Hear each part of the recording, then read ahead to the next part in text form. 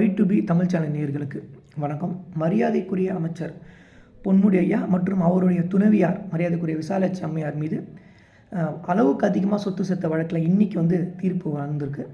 இதை கொஞ்சம் நம்ம டீட்டெயிலாக பார்க்கணும் அப்படின்னா 2006 2011 காலகட்டத்தில் திமுக ஆட்சியில் உயர்கல்வி மற்றும் கனிம வளத்துறை அமைச்சராக இவர் பொறுப்பு வகித்து வந்தார். அந்த காலகட்டத்தில் நீங்கள் பார்த்தீங்கன்னா சுமார் 1.7 கோடி அளவுக்கு அதிகமாக சொத்து சேர்த்ததா இவர் மேலே வழக்கு பதிவு பண்ணாங்க. இதை பார்த்திங்கன்னா விழுப்புரத்தில் இருக்கிற லஞ்ச ஒழிப்பு சிறப்பு நீதிமன்றத்துக்கு முன் இந்த வழக்கு விசாரணை வந்தது. இதை விசாரணை பண்ணவர் யாருன்னு பார்த்திங்கன்னா நீதியரசர் டி சந்திரமூர்த்தி அவர்கள்.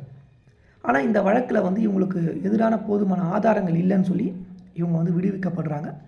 மறுபடியும் 2017 வருஷம் லஞ்ச ஒழிப்பு துறை என்ன பண்ணுறாங்க அப்படின்னா மேல்முறையீடு பண்ணுறாங்க.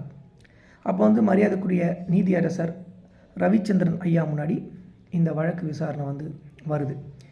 இந்த விசாரணையை அவர் முழுமையாக ஆய்வு செய்கிறாரு. இரு தரப்பு வாதங்களையும் கேட்டதுக்கப்புறமா தீர்ப்பை அவர் அறிவிச்சிட்டாரு, இவர்கள் இருவரும் குற்றவாளிகள் என்று.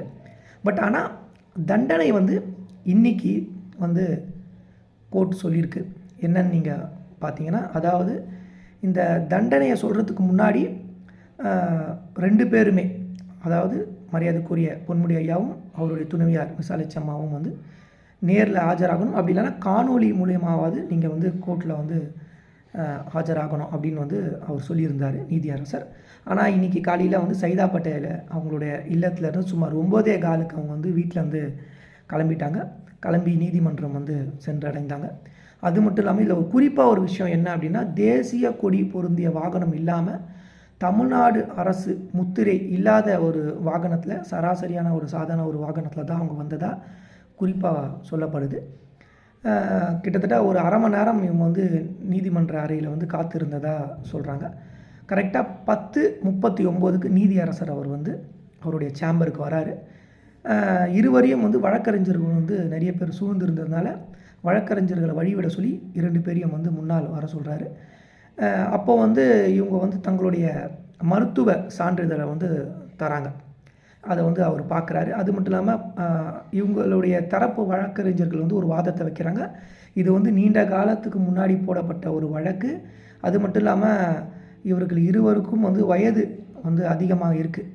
அதாவது பார்த்திங்கன்னா பொன்முடி ஐயாவுக்கு ஒரு 70 வயது, அதே மாதிரி அவருடைய துணைவியாருக்கு ஒரு 60க்கு மேலே வயது இருக்கிற காரணத்தால் தீர்ப்பை நீங்கள் கவனித்து நீங்கள் வழங்கணும் எங்களுக்கு அப்படின்னு சொல்லி தாழ்மையாக கேட்குறாங்க. பட் ஆனால் நீதியரசர் என்ன சொல்கிறார் பார்த்தீங்கன்னா, இந்த வழக்கில் அவர் இறுதியான தீர்ப்பை சொல்லிட்டார். 3 ஆண்டுகள் சிறை தண்டனையும் 50 லட்சம் ரூபாய் அபராதமும் விதிக்கிறேன் அப்படின்னு அவர் சொல்லிட்டார்.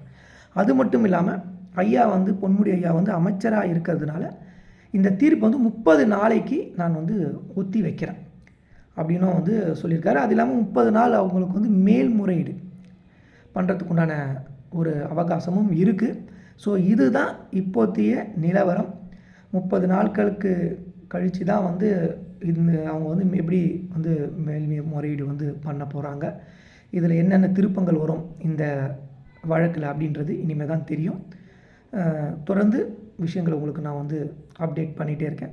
நன்றி.